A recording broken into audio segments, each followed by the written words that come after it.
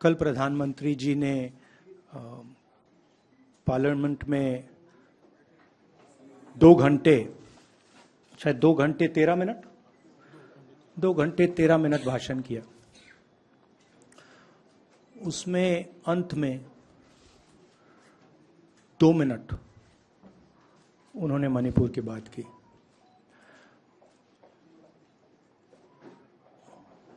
मणिपुर में महीनों से आग लगी हुई है, लोग मारे जा रहे हैं,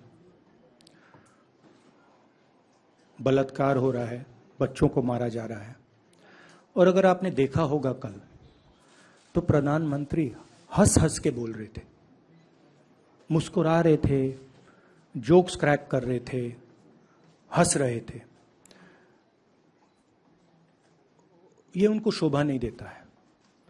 हिंदुस्तान का प्रधानमंत्री, अगर इस देश में हिंसा हो रही है, दर्द हो रहा है, हिंदुस्तान के प्रधानमंत्री को 2 घंटे मजाक नहीं उड़ाना चाहिए।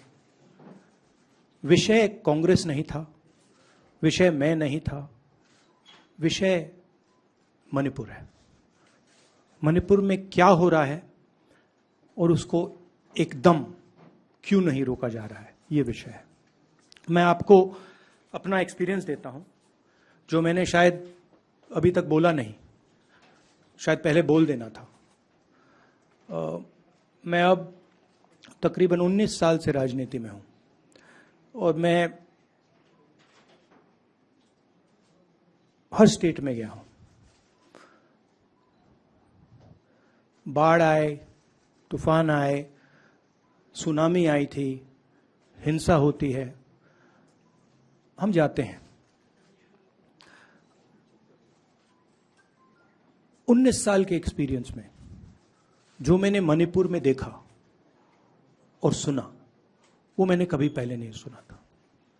मैंने पार्लियामेंट में बोला कि प्रधानमंत्री जी ने, अमित शाह जी ने भारत माता की हत्या की है। मणिपुर में भारत को खत्म कर दिया है। मैंने ऐसे नहीं बोला था, ये खोखले शब्द नहीं है। मैं आपको समझाता हूं मैंने ये बात बोली क्यों। जब हम मणिपुर पहुंचे, हम लैंड किए, हमें मणिपुर में दौरा करना था। जब हम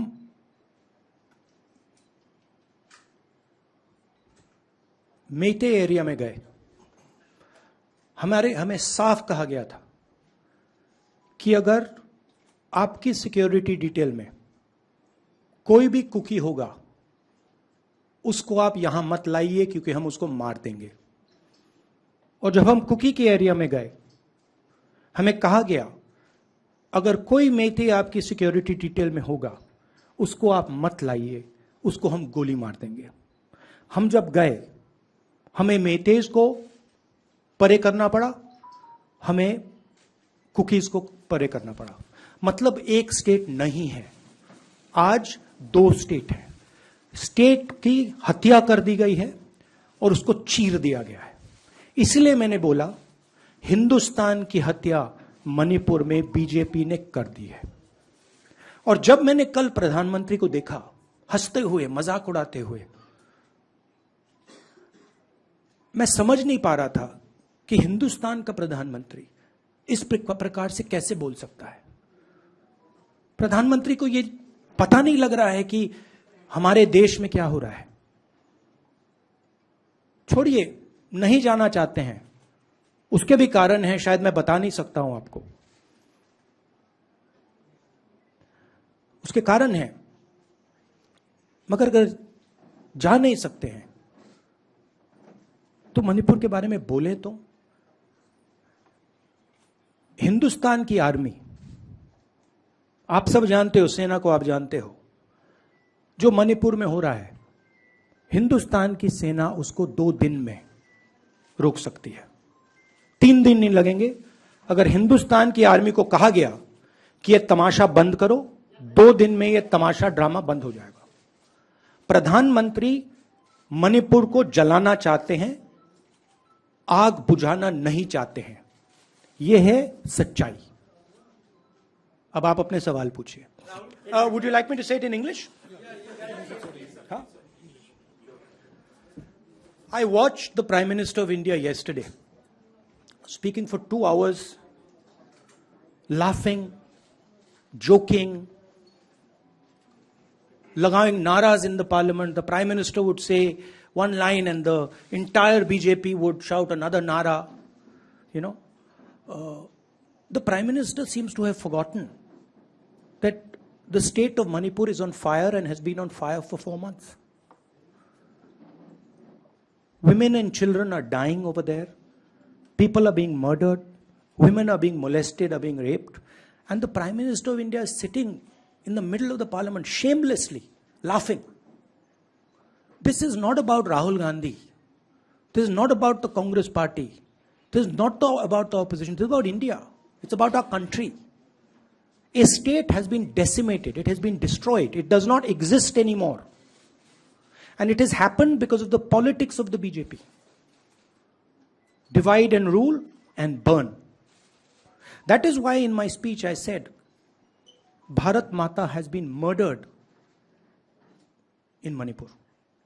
It's very interesting. For the first time, the words Bharat Mata have been expunged from the parliament. It's an insult to those words. Whatever I said that is wrong. I have said Bharat Mata, which is an idea, which is the idea of India, where everybody lives peacefully, harmoniously, with affection, has been killed in Manipur. It's a fact. So, the word itself now cannot be spoken by the people of India. We cannot say Bharat Mata in parliament.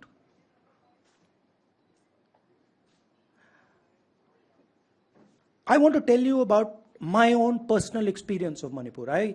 I've spoken to you about, I spoke in parliament about the women I met, the pain I heard. But I want to tell you why I said India has been murdered in Manipur.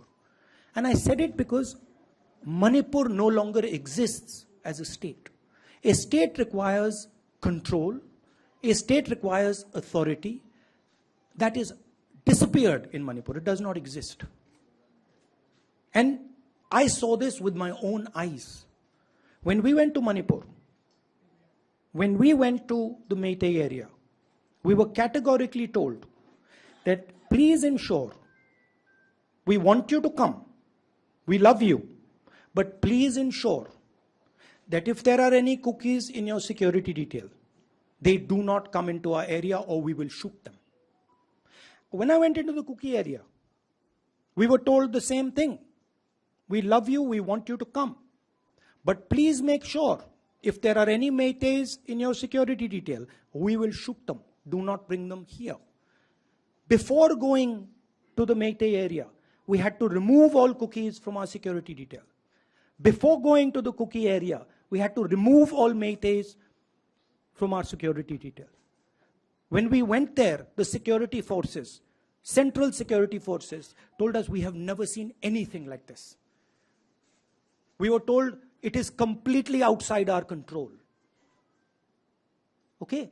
That is why I said Manipur has been murdered by the BJP and the idea of India has been murdered by the BJP in Manipur. I was not speaking metaphorically.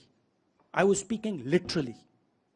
Now, the Indian army, it will take the Indian army 2 days to put an end to the nonsense that is going on in Manipur. The Prime Minister refuses to stop the fire. He wants Manipur to burn. He allows Manipur to burn. Because if he did want it to stop, there are tools in the hands of the Indian government that can stop it immediately. I know. I have full faith in our army. I know. And every Indian citizen knows that if the Indian army is told, please put an end to this, it will stop immediately. There are reasons for the PM not being able to go to Manipur. I'm aware of those reasons. I don't want to say them publicly. But there are clear reasons as to why the Prime Minister is not going there. That is why we wanted the Prime Minister to speak in Parliament. That is why we wanted Manipur to be on the agenda in Parliament. And what did the Prime Minister do? He ridiculed the state. He ridiculed the women of the state. He laughed at the women of the state. That's the truth. Now, please ask your questions.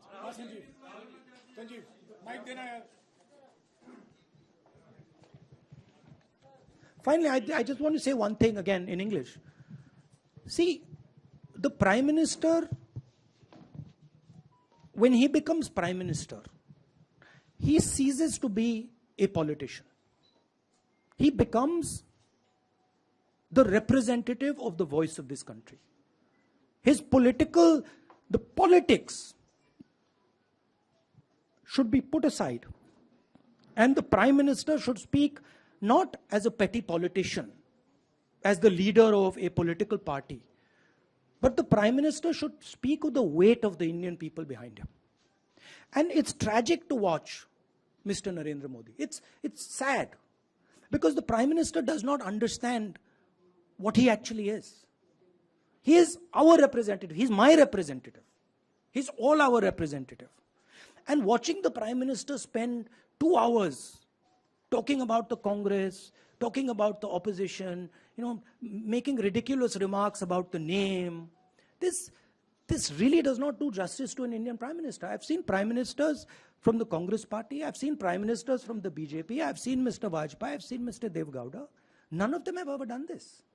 There's a complete misunderstanding in the mind of Narendra Modi ji about what the Prime Minister of India is. Rahul ji, you wanted the Prime Minister to speak in Parliament, and now that he's spoken, and you've said that he wants Manipur to continue to burn. So what is the Congress Party's next step to retrieve Manipur and save it? The only conclusion I can draw, because the Prime Minister has tools in his hand that can stamp out the fire in Manipur certainly within 3 or 4 days. But for some reason, he's refusing to use those tools. Right? The Prime Minister could at least go to Manipur, talk to the communities, and say, I'm your Prime Minister. Let's start talking. It will be taken seriously. So I don't see any intention. Rahul ji, कल ये भी प्रधानमंत्री ने अपने भाषण में कहा कि 2018 में लेके आए थे, 2023 में विश्वास प्रस्ताव लेके आए और 2023 में भी लाएंगे. तो एक तरीके से उन्होंने साफ तौर पर ये कह दिया कि हमारी सरकार अगली बार भी बन रही है. एक पॉलिटिकल बात भी उन्होंने कही. तो आप उनके पूरे भाषण को आप ये कह रहे हैं कि पॉलिटिकल भाषण ज्यादा था, मणिपुर पे बात बहुत कम थी. तो इसको कैसे देखते हैं? नहीं, भाषण हिंदुस्तान के बारे में नहीं था, भाषण नरेंद्र मोदी जी के बारे में था. वो अपनी राय, अपनी राजनीति, अपने एम्बिशंस वो आपको दे रहे थे. सवाल ये नहीं है कि नरेंद्र मोदी जी 24 में प्रधानमंत्री बनेंगे या नहीं. सवाल ये है कि मणिपुर जल रहा है, महिलाओं का बलात्कार हो रहा है, लोग मारे जा रहे हैं. सवाल ये है, अगर ये प्रधानमंत्री कहना चाहते हैं तो ये पब्लिक मीटिंग में कहें. मजाक बनाना चाहते हैं तो जब मणिपुर नहीं चल रहा है तो करें. बट प्रधानमंत्री को यह समझ आनी चाहिए, बात समझ आनी चाहिए कि पार्लियामेंट में जो चर्चा हो रही थी वो उनके बारे में नहीं थी, वो मणिपुर के बारे में थी. मुझे प्रधानमंत्री को जवाब देने की जरूरत नहीं है. मैं सिर्फ ये कह रहा हूं कि एक स्टेट की हत्या की गई है, भारत माता की हत्या कर दी गई है मणिपुर में.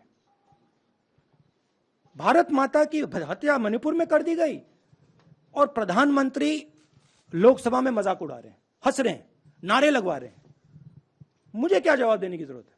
जब मैं मणिपुर गया, मणिपुर सीएम ने जो मणिपुर में हजारों वेपन्स जो लूटे गए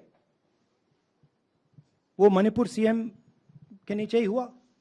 तो क्या अमित शाह चाहते थे कि ये हजारों वेपन्स लूटे जाएं?